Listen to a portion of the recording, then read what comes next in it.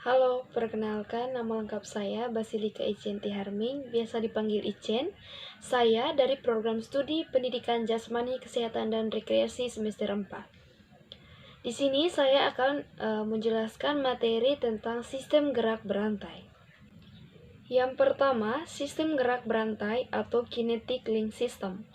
Tubuh kita merupakan konstruksi dari 206 tulang atau belulang kerangka yang tersusun secara beraturan. Setiap tulang kerangka dipertautkan melalui sendi-sendinya. Dengan demikian, setiap tulang kerangka merupakan segmen dari anggota tubuh. Jadi, tubuh kita merupakan satu mata rantai dari segmen-segmen atau link system. Kinetic link.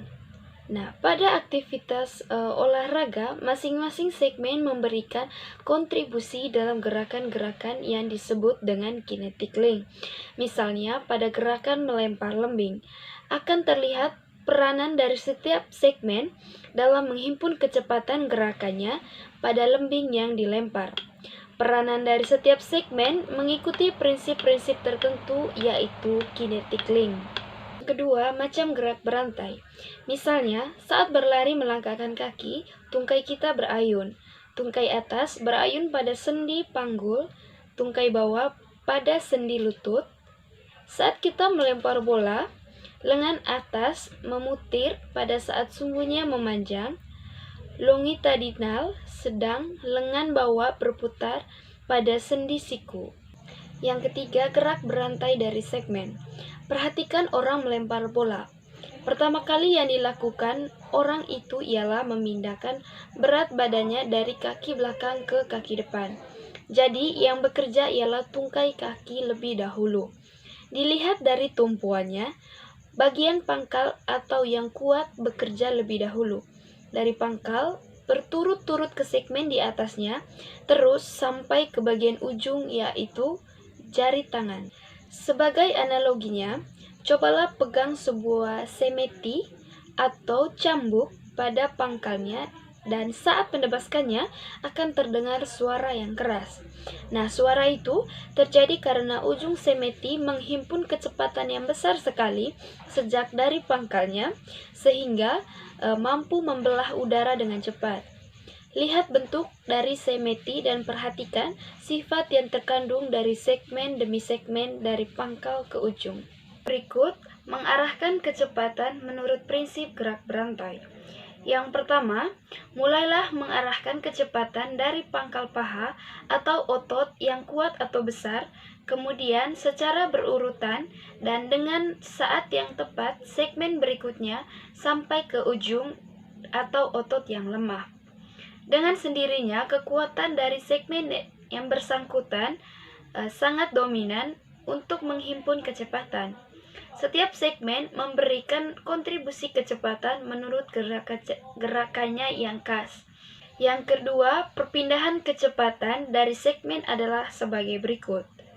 Setiap segmen berikutnya mulai bekerja pada saat segmen sebelumnya mempunyai kecepatan maksimal atau saat percepatan dari segmen sebelumnya atau awalnya berkurang atau berhenti. Pada saat itu, segmen berikutnya akan bertambah. Prinsip kedua ini dapat dianalogikan dengan memindahkan perseneling mobil atau motor dari 1 ke 2 dan dari 2 ke 3 atau dari 3 ke 4. Saat mau memindahkan perseling yang lebih tinggi, mobil atau motor baru punya laju kecepatan yang besar dengan menginjak gas. Begitu kecepatan dirasa cukup, gas dilepas. Artinya kecepatan dihentikan. Saat itu pula perseneling dipindahkan. Yang ketiga, makin banyak segmen yang ikut ambil bagian atau pada mobil 5 perseneling, makin besar kecepatan yang dihimpun. A. Multi-link system. Prinsip ini sesuai dengan pernyataan mengenai prestasi sebagai berikut. Dapat dirangkum bahwa prestasi haruslah baik, kalau tidak yang terbaik, yaitu melalui persyaratan teknis. Mencapai prestasi tidak lain adalah merekayasa proses. Nah, konsep rekayasa ini dasarnya adalah pada hipotesis.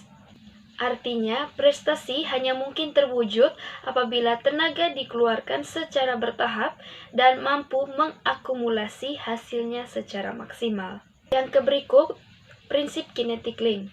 Prinsip kinetic link ini adalah sebagai berikut.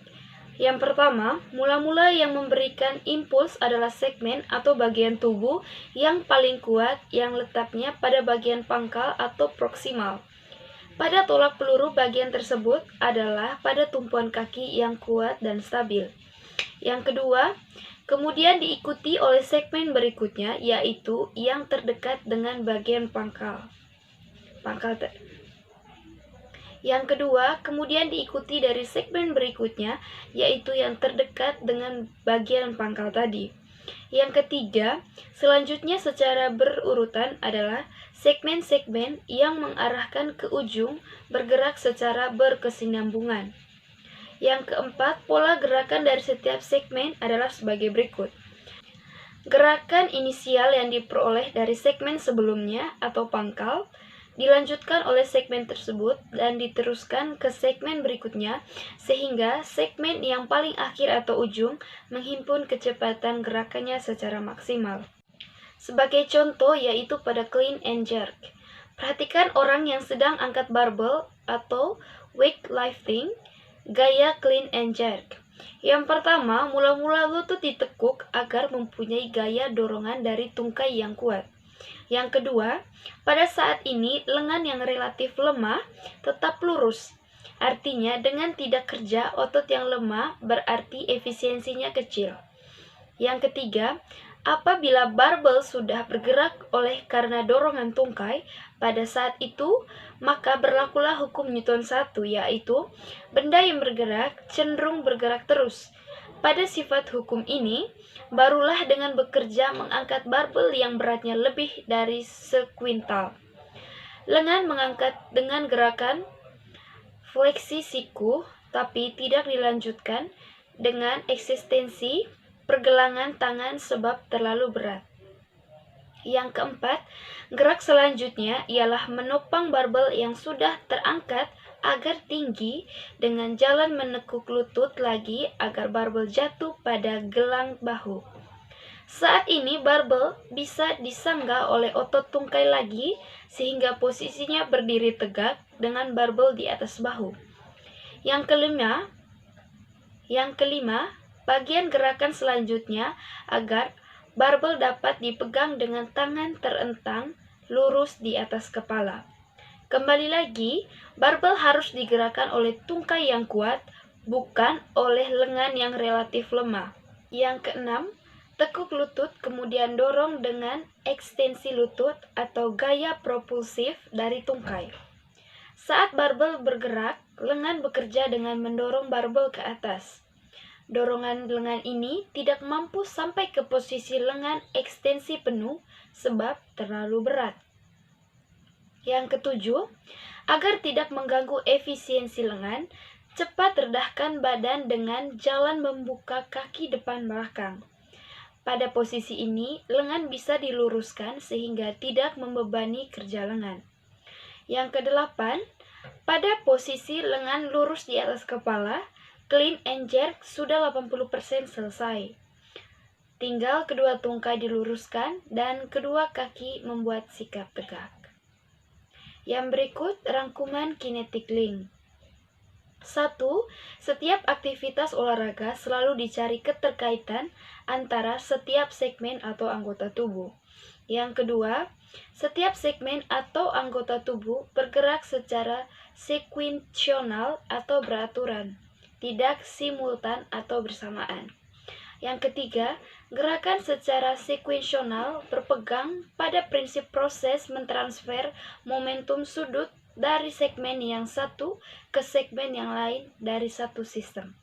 Yang keempat, melalui momentum sudut akan dapat dihimpun kecepatan linear dari pangkal sampai ke ujung segmen sehingga diperoleh akumulasi kecepatan yang sebesar-besarnya.